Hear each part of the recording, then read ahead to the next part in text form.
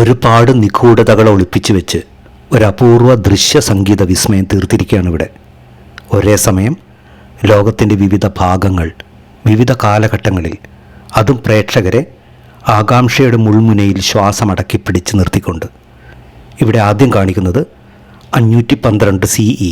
CE എന്നാൽ common ഇറ എന്നാണ് അർത്ഥം. വാരണാസിയാണ് ഇവിടെ കാണിക്കുന്നത്. അവിടെ ആകാശത്തേക്ക് തീ ഉയരുന്നതായിട്ട് കാണാം. പെട്ടെന്ന് ഫ്രെയിം മാറ്റിയിട്ട് 2027 CE ആകാശത്തു നിന്ന് ഭൂമിയെ ലക്ഷ്യം വെച്ച ഒരു ആസ്ട്രോയിഡ് ശാംഭവി എന്ന് പേരിട്ടിട്ടുണ്ട്. കത്തിജ്വലിച്ചുകൊണ്ട് അതിതീവ്ര വേഗതയിൽ ഭൂമിയുടെ അന്തരീക്ഷത്തിലേക്ക് കടക്കുന്നതായിട്ട് കാണിക്കുന്നു.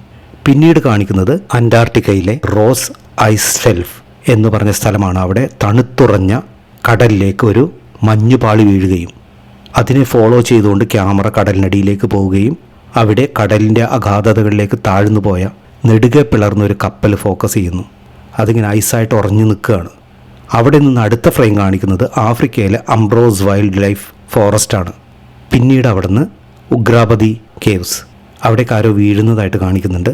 പൊടുന്നനെ ലങ്കാ നഗരമാണ് ഫോക്കസ് ചെയ്യുന്നത്. അവിടെ BCE 7200 ബിഫോർ കോമൺ ഇറ എന്നെഴുതി കാണിക്കുന്നുണ്ട്. അതിനുശേഷം കാണിക്കുന്നത് ത്രേതായുഗം എന്ന് കറക്റ്റായിട്ട് അവിടെ എഴുതിയതായിട്ട് കാണിക്കുന്നുണ്ട്. പല പല യുഗങ്ങളിലായി, പല പല കാലഘട്ടങ്ങളിലായി കഥ പറയാൻ ഉദ്ദേശിക്കുന്നത് നമുക്ക് വ്യക്തമായിട്ട് മനസ്സിലാകും.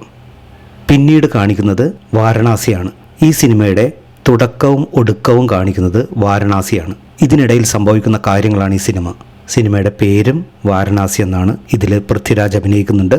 മഹേഷ് ബാബു ഹീറോ ആയിട്ട് അഭിനയിക്കുന്നു. ഹീറോയിനായിട്ട് പ്രിയങ്ക ചോപ്ര. ഇതൊരു പാൻ ഇന്ത്യൻ എന്നല്ല, ഒരു വലിയൊരു ബ്രഹ്മാണ്ഡ ചിത്രമാണ്. രാജമൗലി ഇത് സംവിധാനം ചെയ്യുന്നു. കീരവാണി സംഗീത സംവിധാനം ചെയ്യുന്നു. അതിമനോഹരമായിട്ടുള്ള ഒരു ടീസർ ട്രെയിലറാണ് ഇതിന് ഇറങ്ങിയിരിക്കുന്നത്.